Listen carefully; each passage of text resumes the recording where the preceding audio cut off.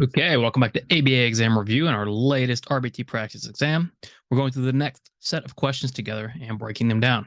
If you're new to the channel, welcome. If you're returning, welcome back. Please like and subscribe. Check out btexamreview.com for all of our study materials, including our combo pack.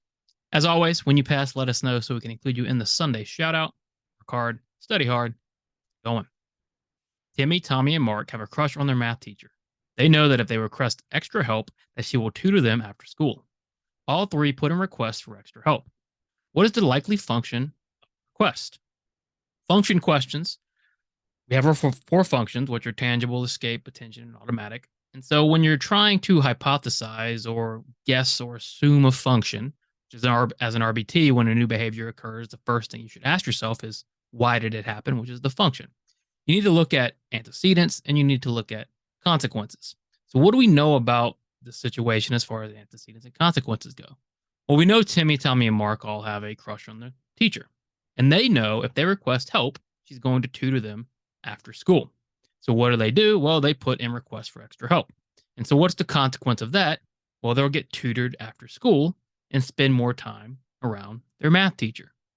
So what is the most likely function of those requests based on that information? A, tangible. Are they trying to obtain a tangible stimulus? Well, no, there's no tangible item being exchanged here.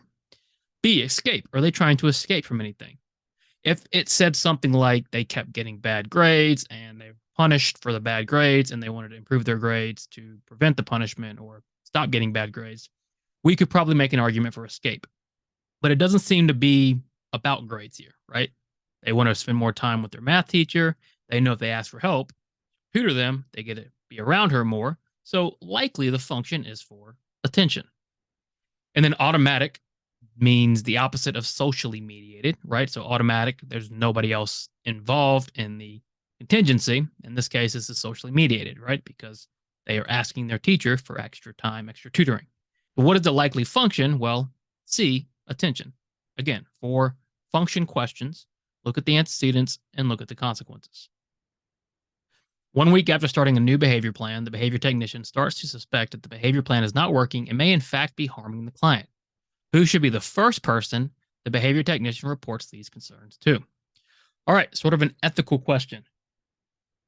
We need to know who the first person the behavior technician should report concerns to. In this case, it's about a behavior plan that they think is not working and they think it might be harming the client. And of course, our first rule above all else is do no harm, right? So if the behavior technician, whoever suspects that harm is becoming of the client, that has to be reported ASAP. Now the question becomes, in this situation, who's the first person the behavior technician should talk to? And when questions ask about communication between behavior technicians and other parties, the answer is almost always going to be your supervisor. You're supposed to communicate with your supervisor, collaborate with your supervisor. You're a team. That is almost always your first report, right? That is the behavior technician's role. In this case, if the behavior plan seems to be off, behavior technician doesn't think it's working, they think there might be harm, who's the first person they should talk to? Well, who's in charge of the behavior plan? A, the parents. The parents aren't in charge of the behavior plan. The parents probably don't know the technicalities of the behavior plan. The parents are not going to be able to help. All that's going to do is potentially cause panic and cause strife in the relationship. What about the BACB? The board isn't really concerned with specific treatments for specific clients. There's suspicions it's not working. There's suspicions there's harm, but nothing is really proven. There's nothing really the board can do about this, right? Because it might not even be anybody's fault. It's just the way the behavior plan worked. So the first person the behavior technician should talk to is really the supervisor. And that's almost always the case. Open, clear, prompt communication with the supervisor between the technician is essential and a requirement. So the first person you need to go to is the supervisor. And then law enforcement. We are mandated reporters, but we mandate reporting when we suspect neglect, right? Or abuse. This isn't really neglect or abuse. It's just a case where the behavior plan might have gone wrong. And in that case, who created the behavior plan? Well, the supervisor. Before dropping him off at school, Alexander's mom tells him that if he does not behave, she will take away his toys. Later, Alex gets in trouble at school, but is still allowed to play with his toys. Mom's behavior is most similar to what? This happens all the time with stakeholders, and it's something we must avoid as technicians and even analysts. We don't do this. Okay. What is the mom attempting to do? We're looking at the mom's behavior. So, what is the mom attempting to do? Now, remember, in behavior questions, always first identify who you're looking at. We've got a parent and a child. Looking at the mom's behavior. The mom says, if you do not behave, I'm going to take away your toys. So it appears the mom is setting up a contingency, right? Some sort of punishment contingency, which is fine. We can set up punishment contingencies or reinforcement contingencies based on the plan. Nothing wrong with that. However, later, Alex gets in trouble, but is still allowed to play with the toys. So what has the mom done? Well, she hasn't followed through. So Alex gets in trouble, but he's still playing with his toys. That makes this punishment contingency actually a threat. Okay. A threat is when we say we're going to punish or claim we're going to punish and we don't do anything. One thing about punishment, if you're using it, and you're only using it if it's designed in the plan, but punishment has to be delivered immediately. There are no threats. We don't threaten, right? We just deliver the punishment as necessary, as written in the plan. When the mom sets up the contingency but doesn't follow through, that's what makes this a threat. It isn't a punishment because she didn't follow through. It's not a reinforcer because, again, there's no consequence and we're not really sure how the future behavior looks, but all we know is Alex got in trouble and he wasn't allowed to play, but he was still allowed to play with his toys. Potentially down the line, that could be reinforcing. We're not really sure because we don't know future behavior. All we know is she threatened him and did not follow through. So the mom's behavior is most similar to threat, and we don't threaten. Only deliver punishment if it's written in the plan, but if it's written in the plan, then we deliver punishment immediately and on the spot. If you wanted to promote generalization of a skill that you just taught to your client, what strategy would likely be most effective? All right, we're looking for the most effective. Most effective, right? And we want to promote generalization. So what is generalization? It's when a skill or behavior change occurs in a non-learning environment, novel stimuli, novel people, novel things, etc. Okay, it's happening elsewhere other than just where it was taught. And so promoting generalization is one of the most important parts of our job. If we're not promoting generalization, we're not really doing our job. So if we want to promote generalization, what's going to be effective? A, teach the skill in a different environment using the same stimuli. Well, the different environment is great, right? But using the same stimuli is not promoting generalization maybe to the full extent. Now, A isn't a bad answer because you're teaching in a different environment. So you could still be promoting generalization. So A is decent. Do we pick A and move on? No, we always read all of our answer choices. This is a good reason why. Many people say, well, I'm always stuck between two answers. There's only one best right answer on the exam. And if you're stuck between two answers, commonly, you either need to work on your fluency or you need to read the question more carefully. If we look at B, alter the stimuli and the teaching environment, that's just a better strategy. Not only are we altering the environment, we're also altering the stimuli. There's this idea where we program common stimuli, we train loosely, we train multiple exemplars, which means we're always altering things in the environment. We're training with different responses, different stimuli. That's what's promoting generalization is all about. So B is better than A.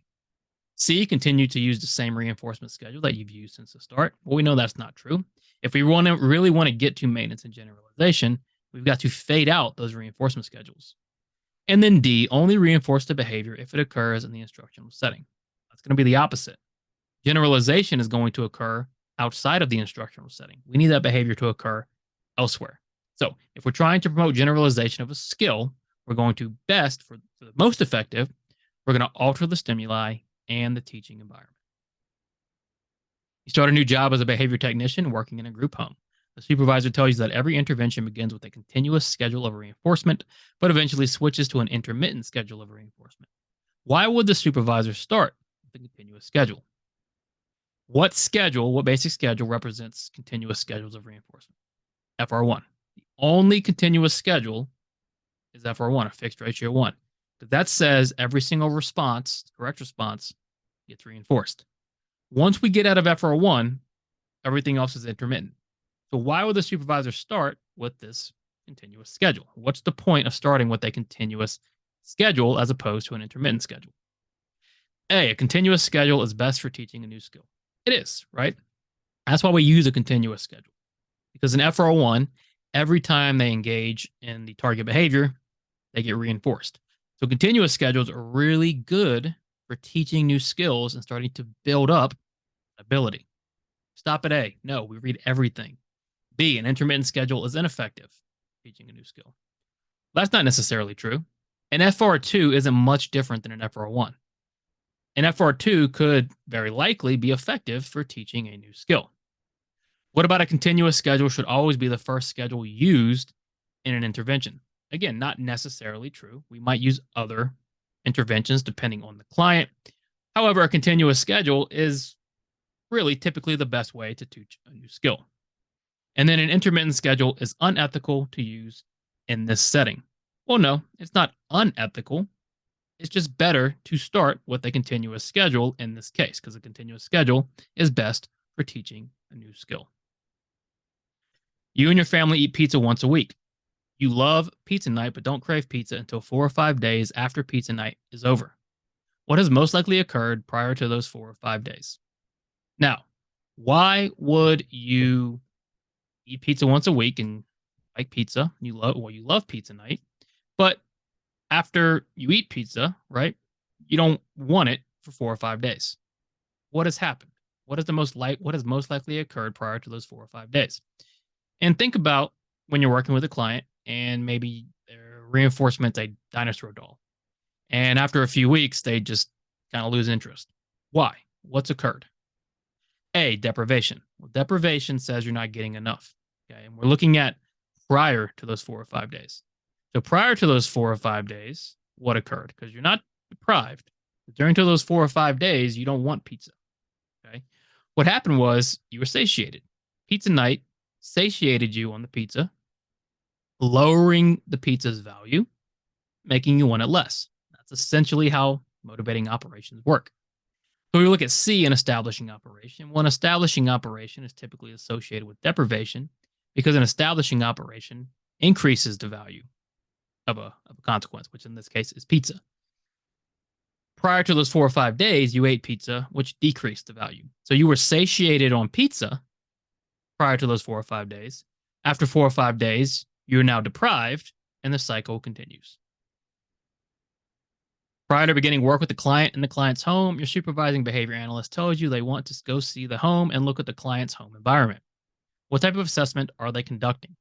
All right, assessment question. Think about our assessments: direct assessments, indirect assessments, full functional behavior assessments, functional analyses, and then we have preference assessments, reinforcer assessments, and then we have what we call ecological assessment. So if prior to working with the client, the supervising behavior analyst wants to go see the home and look at the home environment, what type of assessment is that? So if we're going to the home to look at the home environment, what are we looking at? Are we looking at the client? No.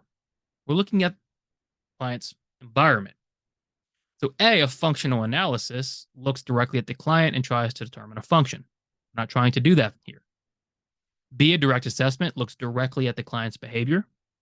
Trying to do that here. What we're trying to conduct is C, an ecological assessment. Ecological assessment examines the environment of the learner, either the home or the clinic, school, whatever it may be. Ecological assessment deals with these environmental assessments. And then D, preference assessment, not introducing any stimuli. We're not working with the client directly. We're looking at the home. We're looking at the home environment.